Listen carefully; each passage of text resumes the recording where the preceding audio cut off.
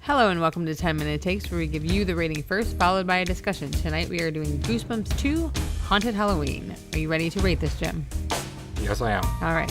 3, 2, 1, see it.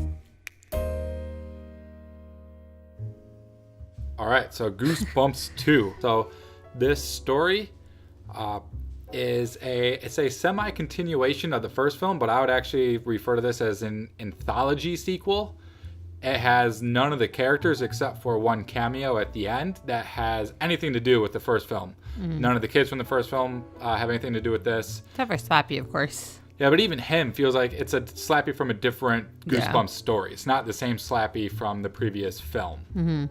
So anyways, the story of this film revolves around a group of kids that through like their exploits, they're in high school or grade school or something like that. Middle school, sort of. Middle school, and they come across R.L. Stine's old house, and inside his old house, they come across an unfinished Goosebumps book he wrote, supposedly his first book. It was never published, and when they find it, open it, Slappy comes out. And then what follows is a series of creepy events, followed by a sort of adventurous second half in the film of these kids trying to deal with Slappy as Slappy enacts his master plan on this town that they live in.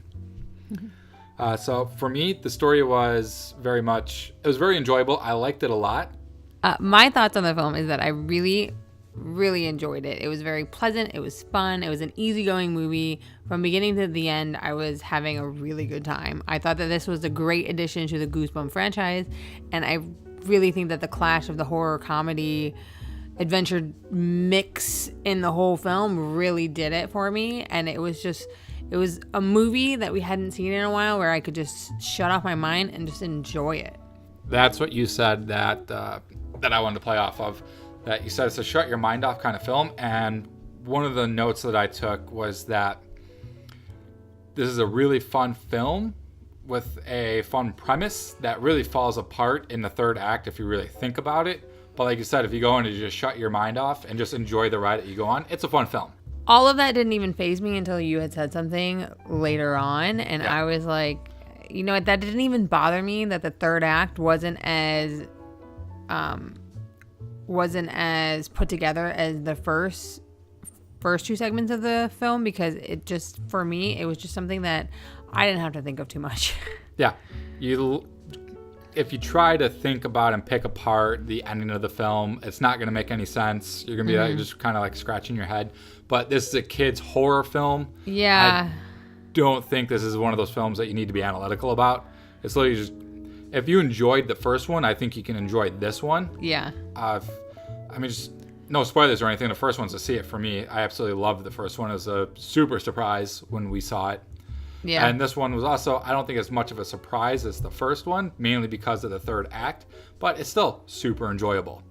So the film has three main characters. There's three kids, and then there's a supporting cast around the kids. They have a mom. The mom's got this like playful, flirtatious like relationship with the store clerk that they see every now and then. And then there's some bullies in the film. And I guess I actually really liked the main pair of the film. It's two kids. What do they do? What was their thing? Oh, they were the Junk Boys. They went around. They're the Junk Brothers. The Junk Brothers. Yeah. They went around and rummaged through people's garbage and cleaned up, and they were trying to start their own little business, and it was super cute. I thought it was fun. And through their little thing, the Junk Brothers thing that they do, that's when they go. Someone calls them to clean out R.L. Stine's old house, and that's where they find the book. And then they have an interaction with the bully, then I guess their interaction with the bully starts setting off like Slappy's magical powers. That's like when you start to see that Slappy's alive. Mm-hmm.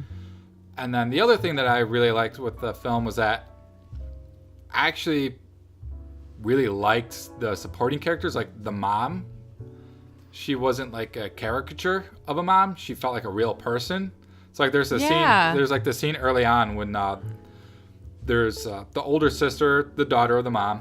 Her boyfriend like comes in, sneaks through her window. She's like, "Oh, my mom's home. She's gonna kill us if she hears it." And then like the mom bursts the door open. He goes, "Hey, morons! Do you think I was gonna hear you?" And she like starts imitating them, like stomping on the floor. Oh, better be quiet, my mom's gonna hear you. And I was just like, and I just thought like the mom felt like a real person. Yeah. And that actually kind of surprised me when I saw it. I was like, oh, I'm not watching like a cartoon character. Like I've seen parents act like that. Yeah. Like trying to be humorous and fun with their kids while still getting the point across that what they did was bad. And I actually really like that about the film. Mm-hmm. And the mom has a cute flirtation with the store clerk that you're talking about. I mean, like I was saying, all I wanted to add really there is that even though they weren't overly fantastic cast, they really meshed well together, and they were all extremely fun to watch. I will say the standouts were the Junk Brothers kids. The one, you'll remember him as the kid from It. He was the new kid who has became New Kid on the Block. New Kid on the Block. He plays one of the Junk Brothers. I can't remember who the other... well, it's not that I don't remember him. I haven't seen him in anything. I don't know if he's been in other stuff before. Salil Harris? Yeah, but I'm not familiar with him or his work. But he was really good. I liked him a lot. And then, of course, Slappy, who's voiced by Jack Black, is a lot of fun. Mm-hmm. And the tone of the film, I was surprised by how scary the first half of this film was. Because there's some pretty good jump scares that got you. I know, but like, who are you talking to? Who are you talking to? I jump when I know that you're there. Like, I am a scaredy cat. But yes, I did jump a few times. I did write as the... Slappy got me. Yeah, Slappy got you. Slappy got me. So what this film does, and what I liked a lot, was that, say, the first half of this film, the film's like an hour and a half long, so like the first 45 minutes... Super quick. It's sort of like the realization that Slappy's this real entity, and he's super creepy when he first comes onto the scene. So when they first see that him... was awful. He kind of does like the little subtle movements. He doesn't get...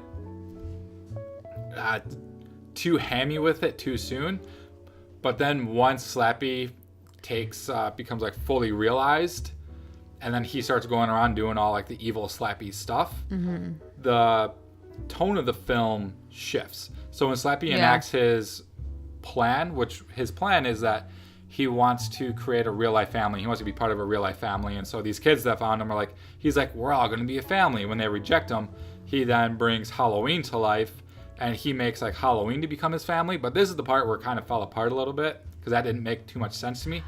But he brings Halloween to life, and all the Halloween decorations in the town come alive. I love that.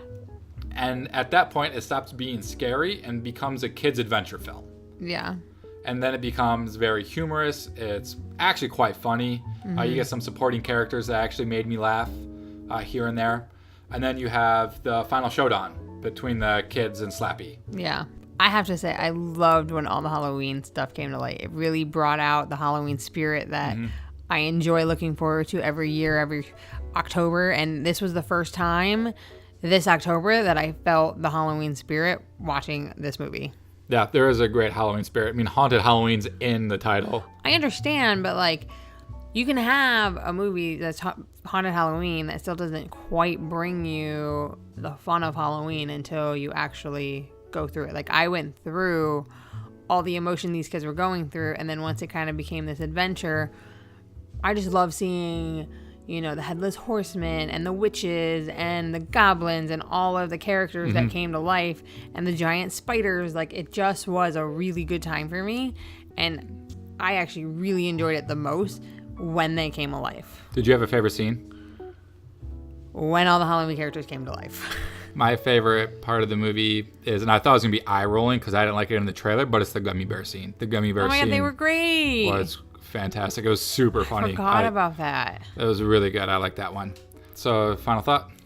My final thought, super fun film to watch, surprisingly comical, and it's going to be a movie that puts you in the Halloween spirit. Yep. My final thought is that this is the family-friendly horror film of the season. So if you got little kids that want to go to the theater and you're like, oh, I don't want to go see another animated movie, this is the film. It's for parents and children. I think everyone of all ages. I think Goosebumps has been around for long enough where it's to the point where people of all ages can enjoy it. So that's it for this take on Goosebumps 2. Like and subscribe if you'd like to see more. Stay tuned because we are doing a couple of extra ones tonight. So we're doing a retro review on The Exorcist, and then we got another gaming review we're going to do. So stay tuned. Thanks for watching, everyone.